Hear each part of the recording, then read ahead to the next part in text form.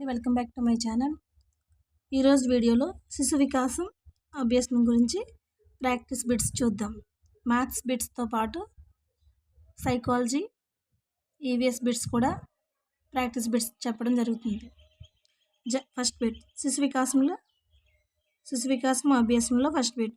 జన్యువుల్లో ఉండే ఇవి practice bits మాత్రమే. జన్యువుల్లో ఉండే జీవరసాయన పదార్థం ఏంటి? డిఎన్ఏ. ప్రజ్ఞ అనేది గమ్యం అనుకుంటే జ్ఞానం అనున్నది దాన్ని చేరే మార్గం లాంటిది. ఇది ఎవరి అభిప్రాయం? ప్రజ్ఞ అనేది గమ్యం అనుకుంటే జ్ఞానం అనున్నది దాన్ని చేరే మార్గం లాంటిది. ఇది ఎవరి అభిప్రాయం అంటే ప్లేటో, రాస్, జేమ్స్, బ్లూమ్స్. ఈ నిర్వచనం ఇచ్చింది ఎవరంటే రాస్. నెక్స్ట్, ఒక వ్యక్తి గణితంలో మంచి తెలివితేటలు కనబరిస్తే మిగతా విషయాల్లో కూడా అదే రకంగా ప్రజ్ఞను చూపుతాడని ఏ సిద్ధాంతం సూచిస్తుంది? ఏకకారక సిద్ధాంతం, ద్వికారక సిద్ధాంతం, బహుకారక సిద్ధాంతం, సామూహిక కారక సిద్ధాంతం. అంటే ఈ ఏకకారక సిద్ధాంతం, ద్వికారక సిద్ధాంతం, బహుకారక సిద్ధాంతం, సామూహిక సిద్ధాంతం అనేది ఒక వ్యక్తి గణితంలో మంచి తెలివితేటలు కనబరిస్తే మిగతా విషయాల్లో కూడా అదే రకంగా ప్రజ్ఞను చూపుతాడని ఏ సిద్ధాంతం సూచిస్తుందంటే ఏకకారక సిద్ధాంతం. ఏకకారక సిద్ధాంతం అనేది సాధారణంగా గణితంలో అందరికంటే ముందుండే విద్యార్థి పాఠశాలలో ఇతర అంశాల్లో కూడా ముందుండడం మనం గమనిస్తూ ఉంటాం. అది ఏకకారక సిద్ధాంతానికి సంబంధించినది. సో ఈ డెఫినేషన్ అనేది ఏకకారక సిద్ధాంతానికి సంబంధించింది. నెక్స్ట్ నార్సిజం అంటే ఏమిటి? నార్సిజం అంటే తల్లిదండ్రులను అభిమానించడం, దేశాన్ని ప్రేమించడం, తనను తాను ప్రేమించుకోవడం, ఉపాధ్యాయులను అభిమానించడం. నార్సిజం అంటే తనను తాను ప్రేమించుకోవడాన్ని నార్సిజం అంటారు.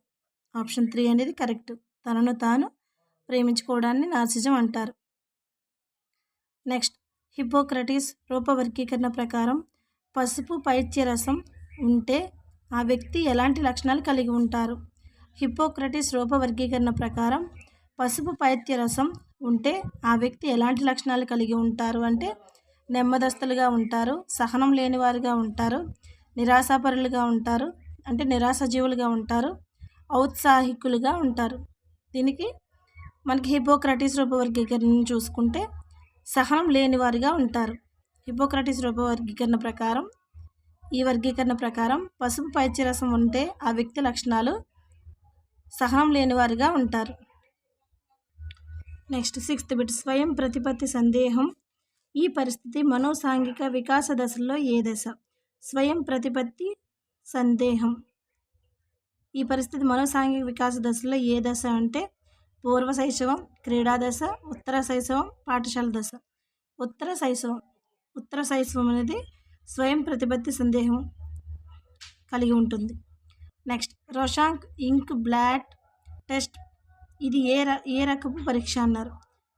నిర్ధారణ మాపనలు, మూర్తిమత్వ శోధికలు, ప్రవేశ పరీక్షలు, సన్నివేశ పరీక్షలు. ప్రవేశ పరీక్షలు.